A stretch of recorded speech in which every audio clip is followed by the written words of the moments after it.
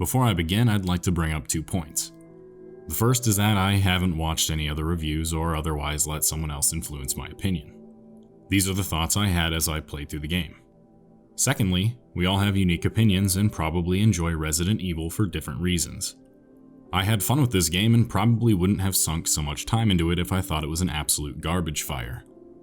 That said, I'm still going to be critical of it and will probably disagree on something. If you're cool with that, carry on. If you're not cool with that, then still watch anyways, just don't be a dick in the comments. Resident Evil Village. The game Capcom had leading their hype train for the last year. But does it live up to all the excitement? I put in 57 hours and completed the game 100% to make sure I was ready to answer that question. I've broken it down into a few categories that I'd like to discuss individually. Setting, music and sound design, gameplay, story and characters, and replay value.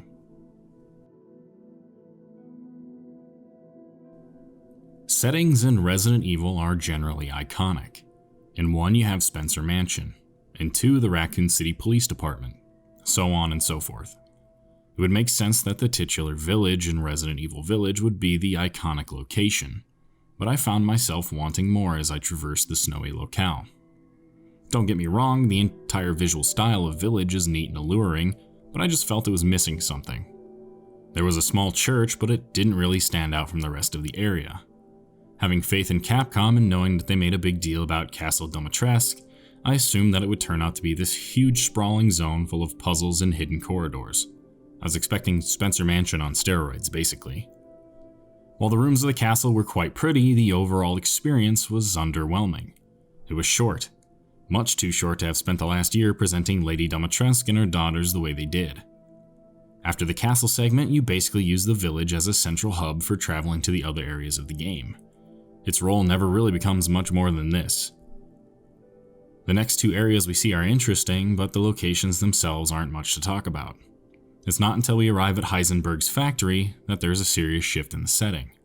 It feels like stepping into an entirely different game for a while.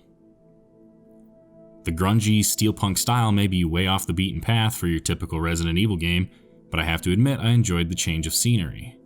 I can't really decide if Village has a defining location. When I think about the game, I just kind of consider it as a whole. Is that a good or bad thing? I'm not really sure, but time will tell if we think back fondly on the locations in this game like we do with classic Resident Evil titles. When people think about Resident Evil, they tend to gravitate towards the memorable music and save room themes present in most of the games. In recent years, Capcom has dropped the ball in this regard. They would often make the music extremely quiet, limit it to a single room in the game, or remove it altogether. Resident Evil Village was another unfortunate victim of this. I shouldn't have to go to YouTube to find a clear and discernible version of RE8's save room theme. It's good, but it only plays in the castle save room. There are so many other opportunities to include the track, such as the church and the village, but they don't. There are only 2 other songs that I strictly remember standing out. In Chris's segment, they play the music we saw in the first trailer. And in Heisenberg's factory, they have a really nice ambient drone track that is subtly playing in the background. I like that one in particular because it has a cool sci-fi warble that really complements the setting. On one hand, I want memorable music to be a prominent thing in Resident Evil. On the other, I can understand why they dial it back a bit so that the music isn't drowning out all the sound effects and noises they've painstakingly incorporated into the game. There's lots of little creaks and clangs that have you turning around to make sure a Lycan isn't hunting you down. I just wish they could find a middle ground between the music and the effects.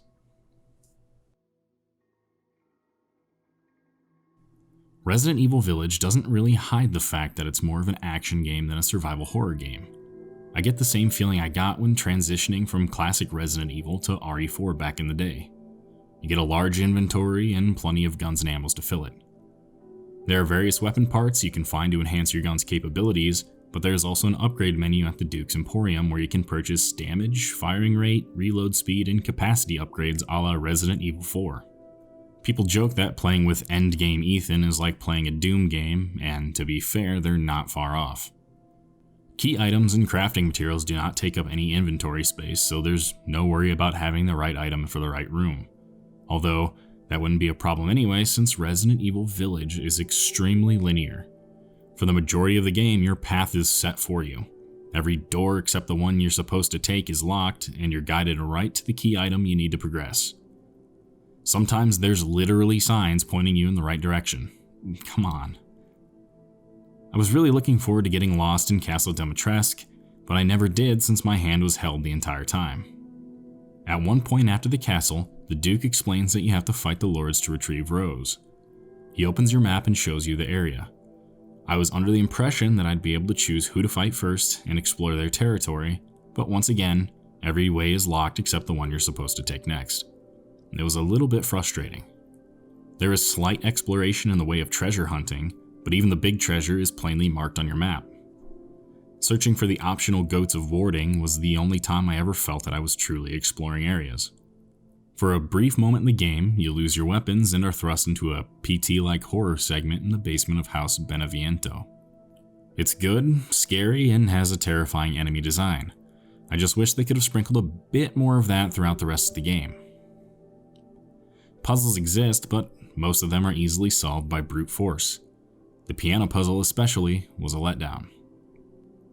There are 4 difficulty options for this game. Casual difficulty is for those of you who want to walk right through the game. Standard difficulty feels like the actual casual.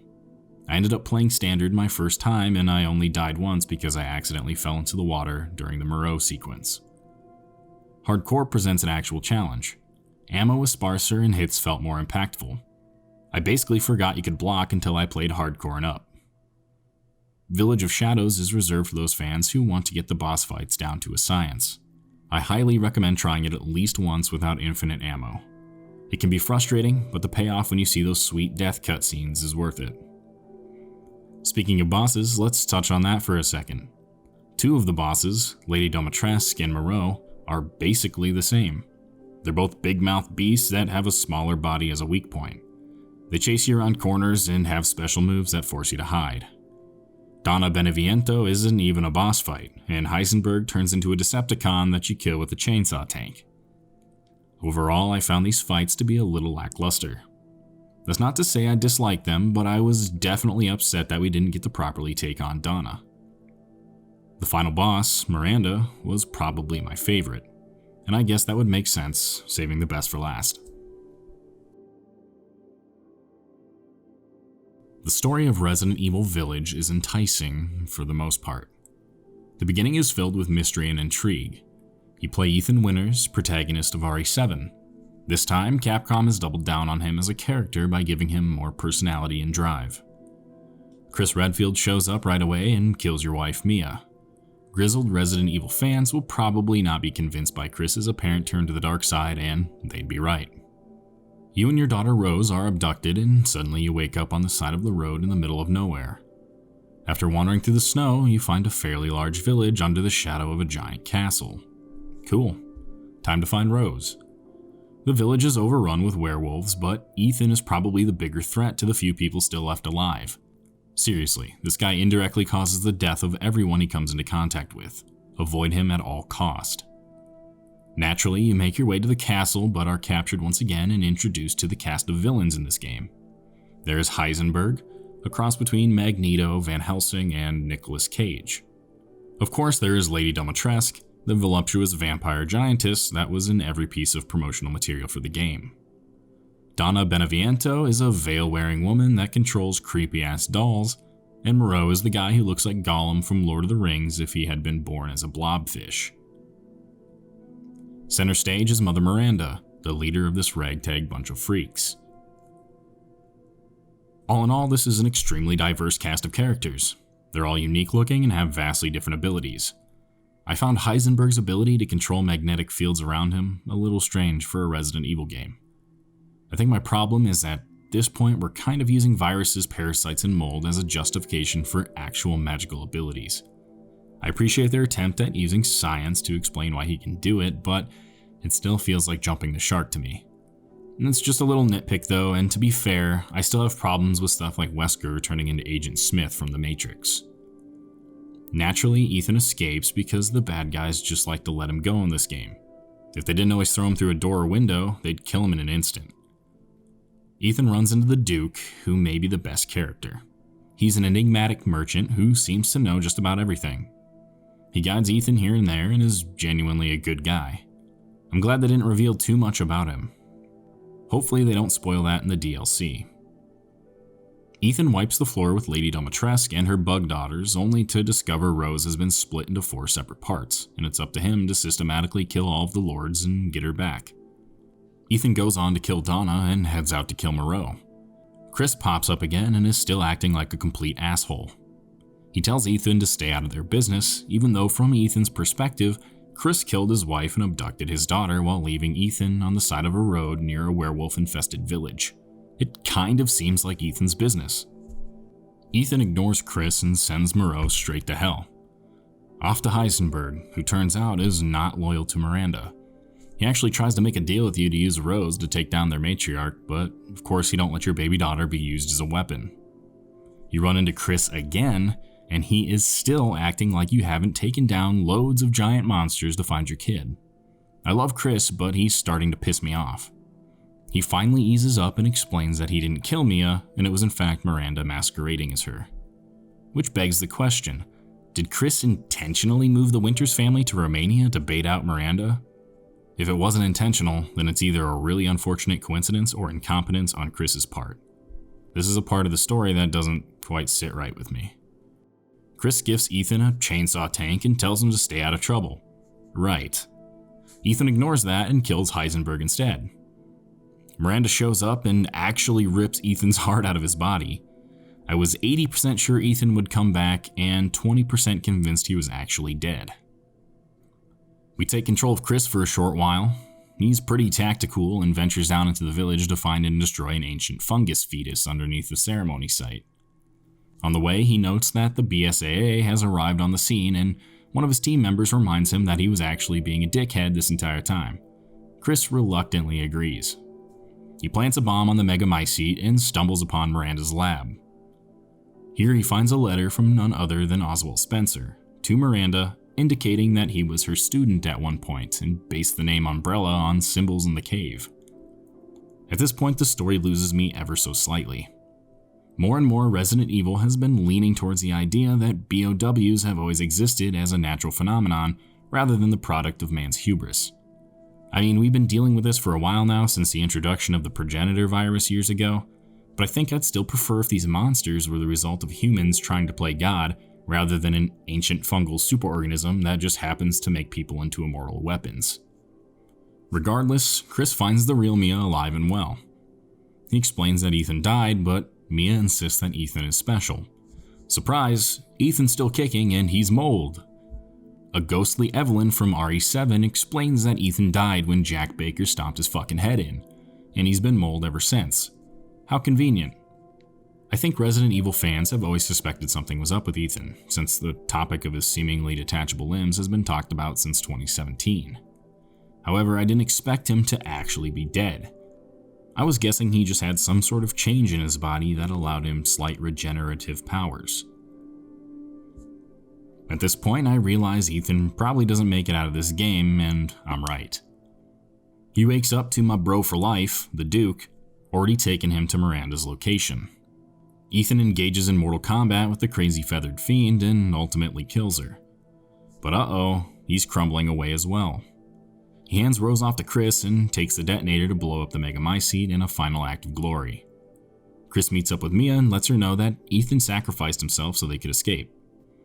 One final twist before the credits though, the soldiers the BSAA sent to the village weren't actually soldiers, but BOWs. Someone has some explaining to do. After the credits, we meet an older Rose Winters. It's not clear if this takes place many years after the events of Resident Evil Village, or if Rose's weird physiology made her grow faster. Based on her height and weight as a baby, I'm going with the latter. I'd guess it takes place maybe 3 or 4 years later. She visits Ethan's grave and is apparently trained by Chris Redfield and his people. Interesting. So, what did I think of this ending? I liked Ethan's sacrifice. Rarely do we get a concrete conclusion to a character's story in these games. Him being a mold man was a little weird and raises a lot of questions about how Rose was conceived, but that's a topic for a different day. The BSAA BOW twist was nice, mostly because it opens opportunities for another entry or Revelations game where we play as Jill, Sheva, or Chris fighting against the BSAA. I like that idea. What I don't like is where I suspect we're going with Rosemary Winters. It seems like she's being set up as the protagonist of Resident Evil 9, and that would be cool if she wasn't a superhuman who was already confirmed to have crazy powers. When your character can regenerate or perform superhuman feats, it sort of takes the survival out of survival horror. I thought the same thing with Sherry in Resident Evil 6 and Ethan's reveal at the end of this game. Otherwise, Rose seems like a cool character. I'd like to see more of her, but done in the right way.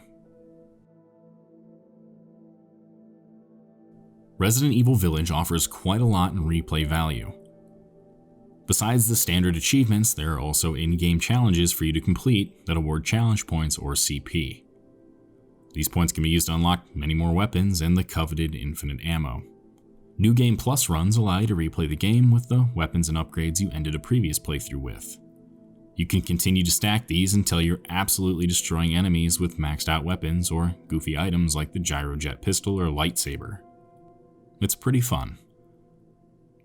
Mercenaries mode makes a return, but I'm not really a fan. The first few attempts are entertaining, but it quickly wears out its welcome. Getting SS ranks on all the maps was not fun, and maybe that's just me. Speedrunning is always an option and is encouraged by the achievements. I feel like Resident Evil Village made speedruns even more accessible to casual players just by the linearity I mentioned earlier. It'll be interesting to see what strategies people come up with to cut down on time. I know it probably seems like I've been ragging on this game pretty hard, but I actually did find it entertaining.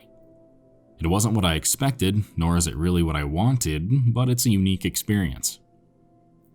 Village is missing a few of the key aspects I look for in a Resident Evil title, but there was some good to make up for it.